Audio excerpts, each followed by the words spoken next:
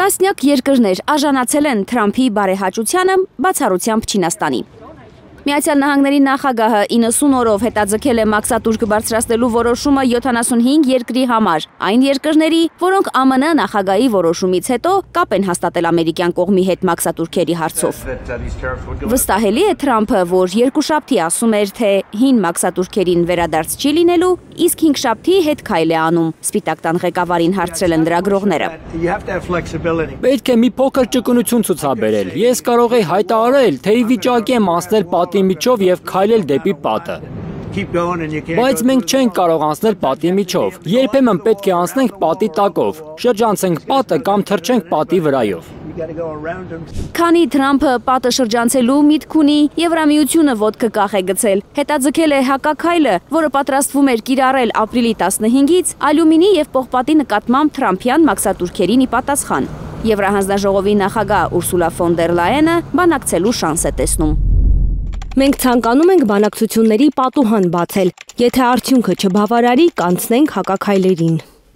Թրամփի ուզածն էլ հենց դա է։ ԱՄՆ նախագահը, որ ինքն էլ ըստ Forbes-ի $5 միլիարդ է կորցրել մաքսատուրքերը բարձրացնելու որոշման պատճառով, սպասում է, որ երկրները հերթով կթակեն Սպիտակ տան դուռը, կխնդրեն, կհամոզեն, կվստահեցնեն, որ մաքսատուրքերի բարձրացումը ոչ մեկին շահեկան չէ։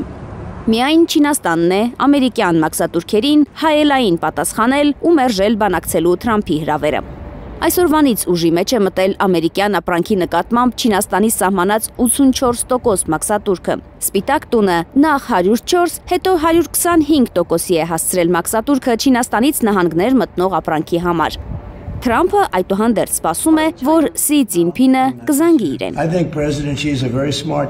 Կարծում եմ նախագահ Սին խելացի մարդ է։ Հստակ գիտի, թե ինչ պետք է անել։ Նա շատ խելացի մարդ է, նա սիրում է իր երկիրը։ Ես նրան շատ լավ եմ ճանաչում։ Կարծում եմ, նա կցանկանա գործարք կնքել։ Կարծում եմ, որ դա տեղի կունենա։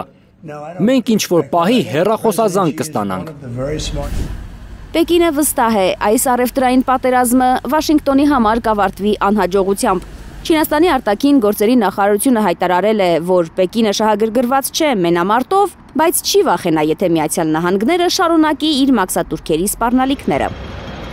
Իհարկե, Պեկինում էլ բոլորը չէ, որ այդպես են մտածում։ Չինաստանի առևտրի նախարարությունը հույս ունի, որ Պեկինն ու Վաշինգտոնը միմյանց ընդառաջ կգնան ու տարաձայնությունները կլուծվեն երկխոսության, փոխադարձ հարգանքի միջոցով։